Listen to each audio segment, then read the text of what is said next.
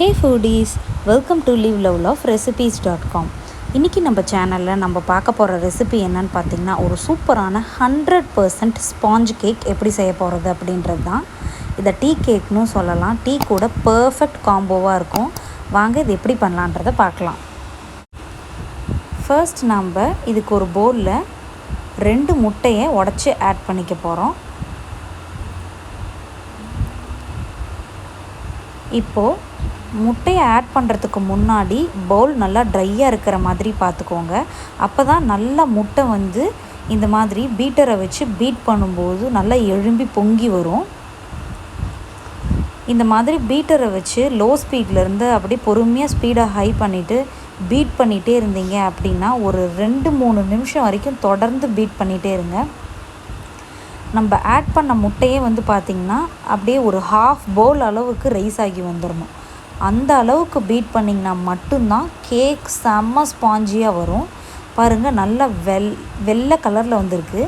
இப்போது 1/2 cup sugar எடுத்திருக்கேன். அதாவது நான் இன்றைக்கி கேஸ்டர் சுகர் தான் எடுத்திருக்கேன். ஸோ நீங்களும் பொடிச்ச சர்க்கரையை இதுக்கு யூஸ் பண்ணிக்கோங்க. இந்த சர்க்கரையை கொஞ்சம் கொஞ்சமாக ஆட் பண்ணி நம்ம பீட் பண்ணிகிட்டே இருக்கணும்.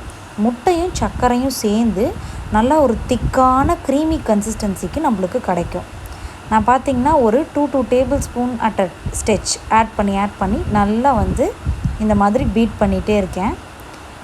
முட்டையும் இந்த சர்க்கரையும் சேர்ந்து நல்லா பீட் ஆகி ஒரு ஹாஃப் பவுல் அளவுக்கு நம்மளுக்கு கண்டென்ட் வந்துடும்.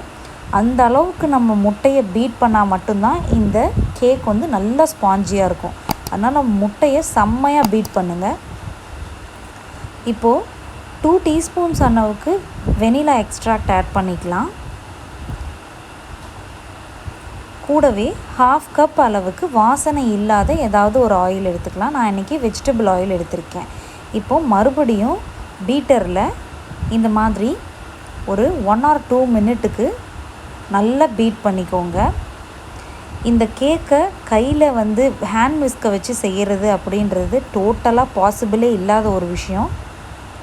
இப்போ நான் பார்த்திங்கன்னா ரூம் டெம்பரேச்சரில் இருக்கிற 1/4 கப் அளவுக்கு மில்கை எடுத்து ஆட் பண்ணியிருக்கேன். அதையும் நல்லா பீட் பண்ணிக்கலாம். ஹேண்ட் விஸ்கை வச்சு நம்ம ரொம்ப நேரம் செய்ய வேண்டிய மாதிரி இருக்கும். அது ரொம்ப கஷ்டமானது. அதனால் பீட்டரை வச்சு செய்கிறதுக்கே ட்ரை பண்ணுங்கள். இப்போ பார்த்திங்கன்னா ட்ரை இன்க்ரீடியன்ட்ஸ்லாம் ஆட் பண்ணிடலாம். அதுக்கு 3/4 கப் அளவுக்கு ஆல் பர்பஸ் ஃப்ளார் அல்லது கேக் ஃப்ளார் எடுத்துக்கோங்க. நான் இன்றைக்கி கேக் ஃப்ளார் தான் யூஸ் பண்ணியிருக்கேன். 1 டீஸ்பூன் அளவுக்கு பேக்கிங் பவுடரும் 1/8 டீஸ்பூன் அளவுக்கு பேக்கிங் சோடாவும் ஆட் பண்ணணும். 1/8 டீஸ்பூன்னா நம்மளோட 1/4 டீஸ்பூனுக்கும் குறைவாக தான் நம்ம பேக்கிங் சோடா ஆட் பண்ணணும். அதிகமாக ஆட் பண்ணக்கூடாது. ஆட் பண்ணிவிட்டு ஒரு ஜஸ்ட்டு 1/2 மினிட் அளவுக்கு மட்டும் பீட்டரை வச்சு பீட் பண்ணிவிட்டு அதுக்கப்புறம் இந்த மாதிரி கையாலேயே கட் அண்ட் ஃபோல்டு மெத்தடில் ஃபாலோ பண்ணி நல்லா மாவை கலந்து விட்டுக்கோங்க.